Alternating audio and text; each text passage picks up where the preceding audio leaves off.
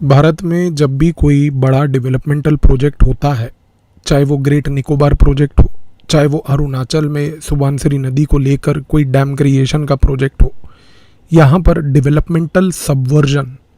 नाम की एक चीज़ बहुत लंबे समय से देखी गई है। भारत की इंटेलिजेंस ब्यूरो ने एक बड़ी महत्वपूर्ण रिपोर्ट बनाकर भारत की सरकार के साथ शेयर करके उस रिपोर्ट को समझाते हुए कि किस प्रकार से इस पूरे डेवलपमेंट की सबवर्जन की जाती है,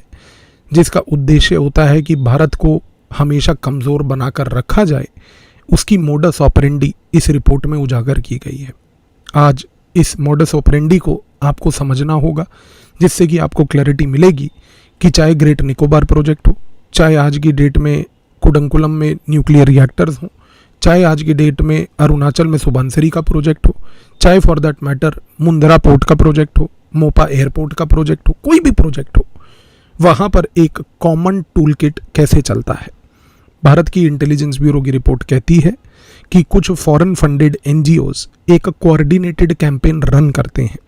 ये कोऑर्डिनेटेड कैंपेन रिपोर्ट के मुताबिक सिर्फ लार्ज डेवलपमेंटल प्रोजेक्ट्स के तहत ही चलाया जाता है। ये चलाया जाता है कुछ बड़े वेस्टर्न देशों के इंटरेस्ट्स को फुलफिल करने के लिए, ताकि भारत की पॉलिसी इस प्रकार से मोल्ड की जाए कि उन देशों के हितों को और उन देशों के इंटरेस्ट्स को प्राइमेसी मिले। इसके तहत भारत का जीडीपी नेगेटिवली अफेक्ट होता है, और यहाँ पर ये फॉरेन फंडेड एनजीओज जो हैं एक बहुत ही इफ़ेक्टिव मेथडोलॉजी के तहत काम करते हैं। इंटेलिजेंस ब्यूरो की रिपोर्ट इस मोडस ऑपरेंडी को इस नज़रिए से एक्सप्लेन करती है। वो कहती है कि कुछ फॉरेन इंटेलिजेंस ऑर्गेनाइजेशंस यानी कि खुफिया संस्थाएं जो अन्य देशों की हैं, वो पहले तो कुछ डोनर एजेंसीज़ को पैसा देती हैं। डोनर एजेंसीज आज की डेट में MSF मेडिसिन सैंस फ्रंटियर हो, ग्रीन पीस इंडिया हो, एमनेस्टी इंटरनेशनल हो, इस प्रकार की अन्य हजारों प्रकार की ऑर्गेनाइजेशंस विश्व तौर पर आज फ्लोट करके घूम रही हैं। इंटरनेशनल जितनी भी एजेंसीज़ हैं इंटेलिजेंस वाली, वो इन पर्टिकुलर संस्थाओं को सबसे पहली बात तो पैसा देती हैं। इन NGOs को जब पैसा मिलता है, जो कि बेसिकली ग्लोबल डोनर्स हैं, ये उस पैसे को लेकर भारत में रजिस्टर्ड NGOs को पैसा पहुंचाती हैं। पैसा जब यहाँ पर भारत के कुछ NGOs के पास आता है, तो वो हायर करते हैं इसके बेसिस पे कुछ चुनिंदा लॉयर्स, कुछ चुनिंदा रिसर्चर्स और सो कॉल्ड सोशल एक्टिविस्ट्स। ये तीन लोगों का जो कॉम्पैक्ट है, जिसमें एक जगह पर लॉयर्स हैं, रिसर्चर्स हैं और सोशल एक्टिविस्ट्स हैं, ये जाकर घरों में ग्रास रूट लेवल पर पहली बात तो कम्युनिटी मीटिंग्स करते हैं जहाँ पर प्रोजेक्ट्स बनने वाले होते हैं, हाउस होल्ड सर्वेज करते हैं घरों में जाकर, और इन सर्वेज के तहत रिपोर्ट्स बनाकर उस प्रोजेक्ट को लेके जितनी भी environmental impact assessment, social impact assessment हो, उन रिपोर्ट्स को पहली बात तो खारिज करने के लिए अपना प्रोपोगेंडा शुरू करते हैं। इन लोगों का ऑब्जेक्टिव क्या रहता है? 3 चीज़ों पे वार करना। हर एक डेवलपमेंटल प्रोजेक्ट में सबसे पहले आपको पता है कि लैंड एक्विजिशन होती है, तो लैंड एक्विजिशन को लेकर उसको चैलेंज करना इन लोगों का सबसे पहला ऑब्जेक्टिव होता है। ये house hold surveys, research, community level studies करके कहते हैं कि लैंड एक्विजिशन फ्रॉडुलेंट है। आज तक ग्लोबल लेवल पर किसी भी देश में जहाँ पर भी कोई बड़ा डेवलपमेंटल प्रोजेक्ट लगा है, एक ऐसा टेम्पलेट कि जो globally universal effective developmental studies में लैंड एक्विजिशन का टेम्पलेट हो, कहीं नहीं क्रिएट किया गया। क्योंकि जब भी लैंड एक्विजिशन की जाएगी, हर व्यक्ति कुछ ना कुछ कमी महसूस करेगा। उसकी लैंड चाहे 100 रुपये की हो, उस लैंड को 100 रुपये की 1000 रुपया भी दिया जाए, वो फिर भी कमी महसूस करके बोलेगा कि नहीं, मुझे 2000 दे देते। ये ह्यूमंस की फितरत है, इंसानी फितरत है कि हम भूखे हैं। तो ये इस पर्टिकुलर वल्नरेबिलिटी को एक्सप्लॉइट करके पहली बात तो लैंड एक्विजिशन के खिलाफ एक प्रोपोगेंडा करते हैं। दूसरा, कोई भी बड़ा डेवलपमेंटल प्रोजेक्ट हो, उसका सबसे इम्पोर्टेंट टास्क ये होता है कि इन्वायरमेंट मिनिस्ट्री के तहत एक इन्वायरमेंटल इम्पैक्ट असेसमेंट किया जाता है, EIA। ये एक ऐसा प्रोसीजर होता है जिसमें प्रोजेक्ट के बारे में ये डिस्कशन डिटेल्ड लेवल पर होती है कि यदि ये प्रोजेक्ट बना तो क्या ये इन्वायरमेंट फ्रेंडली होगा, क्या ये पर्यावरण को हार्म तो नहीं करेगा।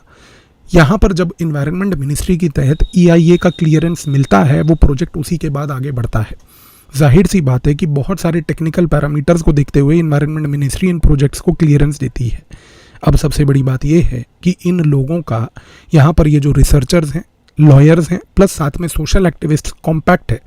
ये NGOs के साथ मिलकर इन EIA की रिपोर्ट्स जो कि अप्रूव हो जाती हैं उनको चैलेंज करते हैं। और तीसरा, हर एक बड़े डेवलपमेंटल प्रोजेक्ट का एक और चीज़ होती है SIA, social impact assessment. Social impact assessment के तहत ये देखा जाता है कि क्या सामाजिक तौर पर ये प्रोजेक्ट फ़ायदेमंद है या नहीं, क्या समाज इस प्रोजेक्ट से फ़ायदा उठा पाएगा या नहीं। तो जाहिर सी बात है कि इस पर्टिकुलर पॉइंट पर इन लोगों के ऑब्जेक्शंस ये होते हैं कि नहीं, जो भी व्यापारी ये प्रोजेक्ट लगा रहा है, जिस प्रोजेक्ट में वो अपनी पूंजी यानी कि इन्वेस्टमेंट यहाँ पर इन्वेस्ट कर रहा है,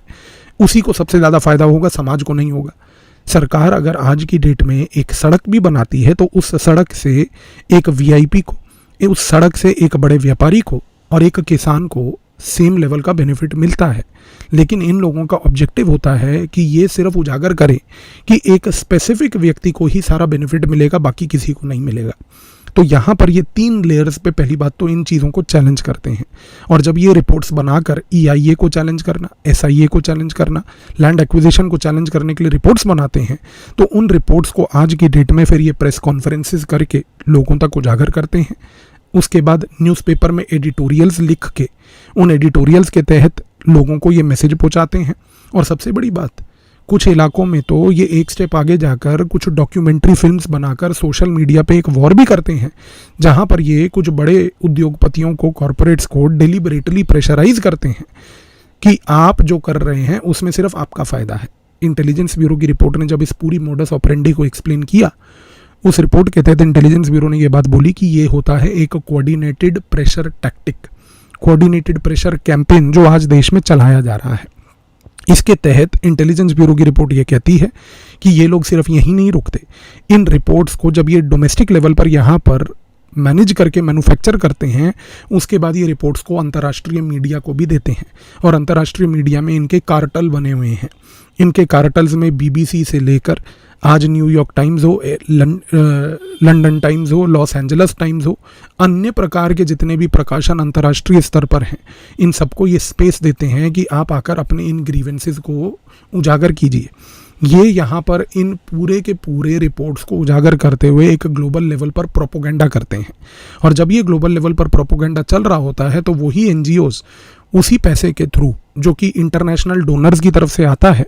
वो पैसे का प्रयोग करके लोकल लेवल पर प्रोटेस्ट और डिसरप्शंस चालू करवा देते हैं। तो ये पूरी की पूरी मोडस ऑपरेंडी अगर आप समझें, आज आप भारत के पिछले 15 सालों के इतिहास का कोई बड़ा डेवलपमेंटल प्रोजेक्ट उठा लीजिए, आपको ये जो मैंने पूरा का पूरा यहाँ पर step by step modus operandi बताया, हर प्रोजेक्ट में एप्लीकेबल मिलेगा। और इस मोडस ऑपरेंडी को याद ज़रूर रखिएगा, क्योंकि आने वाले 15 सालों में भी कोई भी डेवलपमेंटल प्रोजेक्ट यदि भारत करता है, यही सेम मोडस ऑपरेंडी वहाँ पर काम आएगी। क्योंकि यहाँ पर हो क्या रहा है,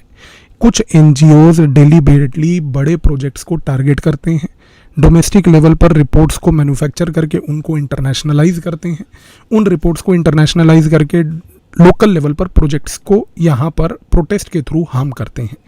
इसका खमियाजा क्या होता है? इंटेलिजेंस ब्यूरो की रिपोर्ट कहती है कि इसका खमियाजा नंबर 1 ये होता है कि उस पर्टिकुलर प्रोजेक्ट का कॉस्ट बढ़ जाता है, क्योंकि उसको लिटिगेशनल चैलेंजेस यहाँ पर ओवरकम करने होते हैं। दूसरा चैलेंज ये होता है कि उस पर्टिकुलर कंपनी का, जिस कंपनी के तहत ये प्रोजेक्ट जिस पर्टिकुलर सेक्टर में चलाया जा रहा होता है, उसका रेपुटेशनल क्राइसिस होता है। क्योंकि यहाँ पर डिलिबरेटली इन लोगों का उद्देश्य होता है कि कुछ चुनिंदा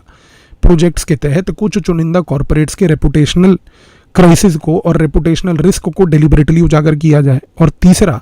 यहाँ पर इनका उद्देश्य इस पर्टिकुलर चीज़ को करने से ये होता है कि देश में किसी भी प्रकार की फॉरेन इन्वेस्टमेंट ना आए,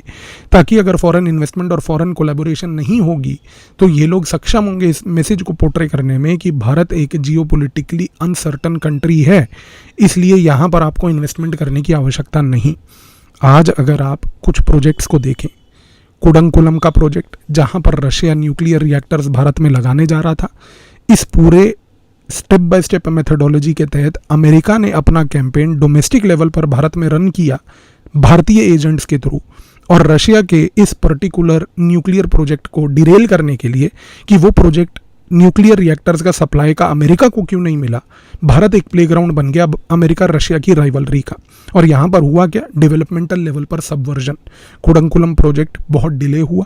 अननेसेसरी पैसा बर्बाद हुआ, रशिया का रेपुटेशनल क्राइसिस हुआ, रिएक्टर्स का रेपुटेशनल क्राइसिस किया गया, और एक पॉइंट तक तो ये भी बात उठाई गई कि न्यूक्लियर एनर्जी की भारत को आफ्टर ऑल आवश्यकता क्या है, क्योंकि जब भी कोई इस प्रकार का प्रोजेक्ट होता है 4-5 भूखे नंगे लोगों का फेस निकाल कर उनकी फ़ोटो दिखा दो कि देखो देश में तो भुखमरी है, इस भुखमरी को देखते हुए आपको न्यूक्लियर रिएक्टर बनाने हैं।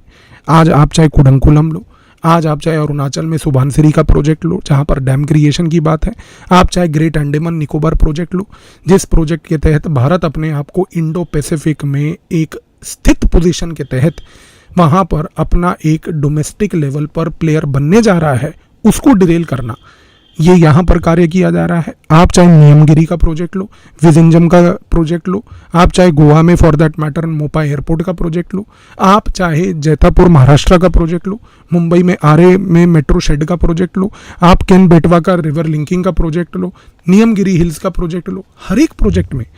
Same propaganda, same methodology, same steps, same modus operandi. और सबसे बड़ी बात क्या है कि जब से भारत की सरकार ने FCRA फॉरेन कंट्रीब्यूशन वाले जो नॉर्म्स हैं जिसके तहत विदेशी पैसा इन NGOs को पहुंचता है, जब से उसको टाइटन किया है, जब से सरकार ने कुछ ऐसे ठोस कदम उठाते हुए ये चीज़ इंश्योर करी है कि जितना भी ये प्रोपोगेंडा का पैसा जो अभी तक आ रहा था वो अब सरकार की देखरेख के तहत आएगा, तो इन सारे लोगों ने इस पूरी मोडस ऑपरेंडी में एक नया लेयर ऐड कर दिया है। अब वो नया लेयर क्या है? रिपोर्ट आज इंटेलिजेंस ब्यूरो की कहती है कि नए लेयर में सबसे पहली बात ये लोगों ने यूट्यूब और इंस्टाग्राम का प्रयोग करना चालू कर दिया है। यहाँ पर सडनली अब आप देखते हैं कि कोई बड़े डेवलपमेंटल प्रोजेक्ट की अगर बात की जाए तो उसको अपोज करने के लिए यूट्यूब इंस्टाग्राम लेवल पर सडनली स्पेशलिस्ट्स आ जाएंगे। ये आते सार तुरंत ऑनलाइन पिटिशंस शुरू करवा देंगे। ऑनलाइन पिटिशंस के साथ साथ डिपेंडिंग की प्रोजेक्ट कहाँ पर है, अगर यदि उड़ीसा के नियमगिरी में होगा तो वहाँ आवश्यकता नहीं, लेकिन मुंबई के अगर आरे में होगा तो सेलिब्रिटी लेवल पर वहाँ पर सेलिब्रिटीज़ को इन्वॉल्व करके सेलिब्रिटी एम्प्लीफिकेशन करवाया जाए। और इसके बाद सडनली कुछ लोग न्यूज़पेपर एक्सपर्ट्स बन जाते हैं जो आते सार ये चीज़ों को न्यूज़पेपर में उजागर करना शुरू कर देते हैं, वहाँ पर एडिटोरियल लिख लिख के इन चीज़ों को उजागर करते हैं कि किस तरीके से ये प्रोजेक्ट्स नहीं होने चाहिए। और सबसे बड़ी बात इंटेलिजेंस ब्यूरो कहती है कि इस पूरे प्रोपोगेंडा के पीछे होता है बहुत इंपॉर्टेंट डेटा रिच PDFs। और इंटेलिजेंस ब्यूरो की रिपोर्ट कहती है कि आज ये डेटा रिच PDFs जो हैं ये न्यू शेयरेबल वेपन्स हैं, क्योंकि ये डेटा रिच PDFs, रंगीन PDFs जो कि फ्रीली फ्लोट करवा के शेयर किए जाते हैं, जिसके तहत एक प्रोपोगेंडा गेम खेला जाता है कि देखिए ये प्रोजेक्ट क्यों ख़राब है, होना नहीं चाहिए, इसके तहत लोगों के माइंड को यहाँ पर टैकल किया जा रहा है। तो आज ये जो एक्सटर्नल इंटरफेरेंस है ये किसी प्रकार की कोई ऑर्डिनरी एक्टिविज्म नहीं है, ये एक स्ट्रेटेजिक इंटरफेरेंस है जो इंटेलिजेंस ब्यूरो कहती है, क्योंकि यहाँ पर उद्देश्य है प्रोजेक्ट्स को डिले करना, देश की नेशनल पावर को कमज़ोर करना और कैंपेन्स के तहत एक non kinetic sabotage operation run करना। क्योंकि नॉन काइनेटिक इसलिए क्योंकि यहाँ पर कोई बम बारूद असला इसका प्रयोग नहीं, बल्कि PDFs, data, celebrities, online petitions, Instagram, YouTube explainers, editorial newspaper के, इन सब का प्रयोग किया जाता है। और सबसे बड़ी बात यहाँ पर आज एक कॉग्निटिव वॉर लड़ी जा रही है। कॉग्निटिव वॉर में जहाँ सारा का सारा गेम है माइंड स्पेस का, क्योंकि ऑनलाइन प्रोपोगेंडा के तहत, एडिटोरियल्स के तहत एक बैटल ग्राउंड क्रिएट किया जा रहा है परसेप्शन मैनेजमेंट का। इस रीज़न से ये जो पूरा अप्रोच है इसको हम कहते हैं नॉन लीनियर वॉर।